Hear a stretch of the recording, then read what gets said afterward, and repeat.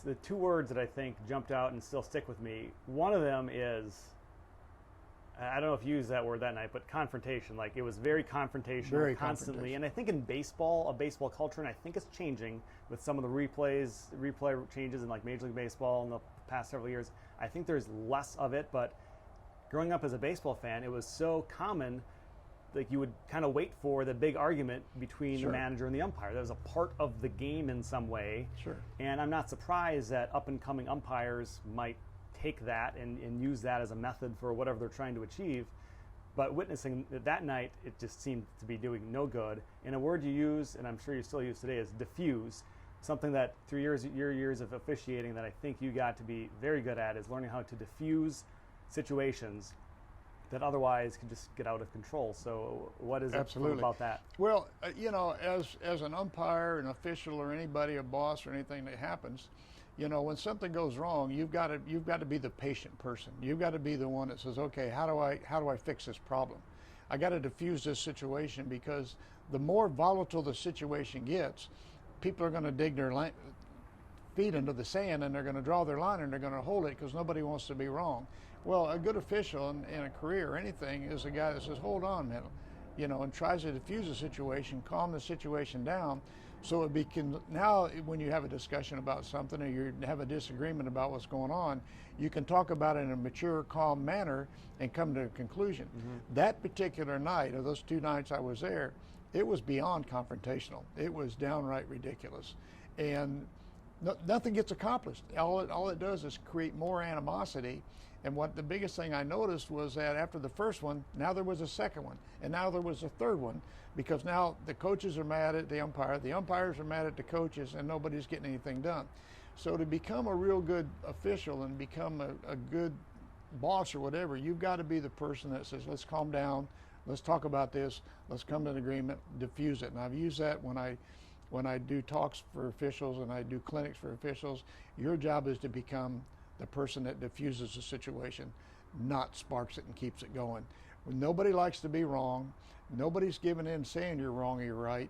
You're just trying to find the right solution for the situation. And once you do that, people will get the respect for you, and a lot of that stuff will go away.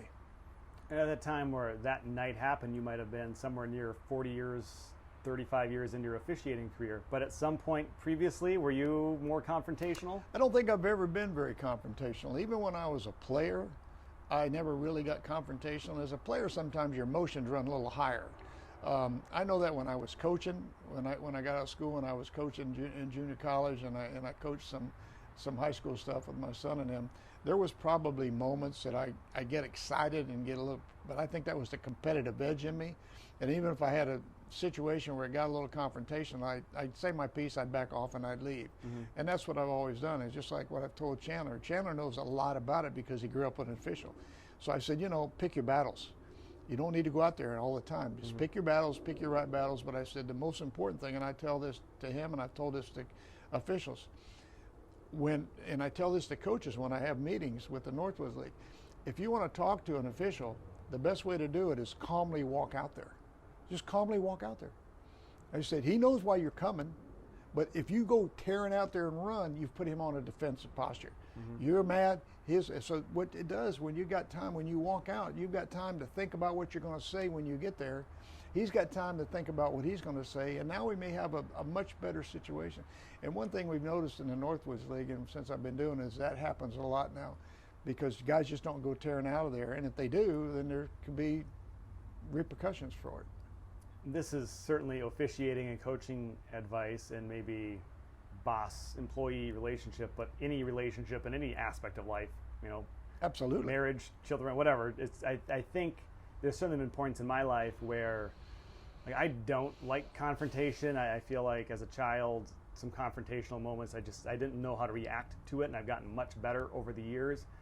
But this can come up all the time, and when that moment strikes you, you erupt rather than think about, okay, I don't like the way I'm feeling, this isn't right, but let's take a moment to relax before I act on it. I think it's so important. Yeah, you're going to get a lot more accomplished when you become calm. I mean, everybody's going to have a moment where they're upset, and they're going to, but the quicker that you calm yourself down and say, okay, let's talk about this. And I always tell our umpires or anybody, even my own kids and stuff, I said, don't get so upset. Let's excuse me. Let's figure this out. Let's talk about this, and let's get it right. Even to this day, as their parents, we talk about the same thing. Even when I'm up there and something will happen and I'm visiting, I said, relax. I'm not here to hurt you. I'm here to help you. I think I'm going to make you better. I said, I think I'm old enough and mature enough and strong enough and got a little bit more advice and a little more maturity and a little more years to me that you can look through this. And fortunate for us, it's worked out really, really well. And I know they're doing the same thing, and I think it helps them in their relationship. I think if you're all amped up, it's hard to have any sort of constructive conversation, even if you don't intend to be negative in that moment. If you're too excited, I don't think anything constructively can really happen. You have to both have this calm base. One thing that always happens is when it starts, both of you think you're right. Yeah. No matter if it's football or if it's officiating, if it's life, it's your wife or your husband, everybody thinks they're right immediately. That's why the confrontation is coming. They've got a point and they think you're right.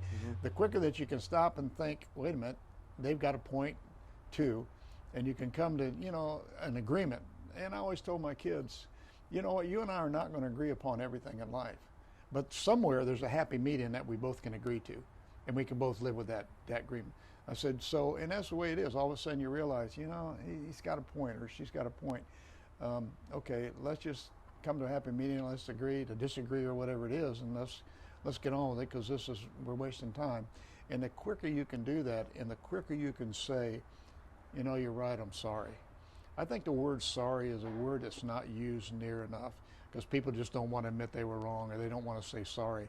And I think sorry is a big word in the English language that needs to be used more, because it'll certainly make people feel a lot better when you're going to. Now, I'm not saying say sorry just to end it, or you don't think you're right, but if you're wrong and you think you got out of line and you were too aggressive, there's nothing wrong with saying, no, I was probably a little too aggressive, I'm sorry it was that way.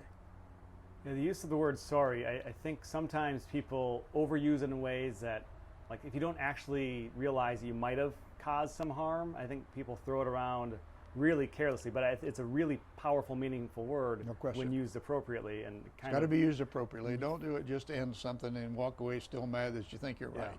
You can't do that. If you're just going to say you're sorry, you better have a reason for saying you're sorry, and you feel very good about the reason you said sorry. I agree with you 100% with that.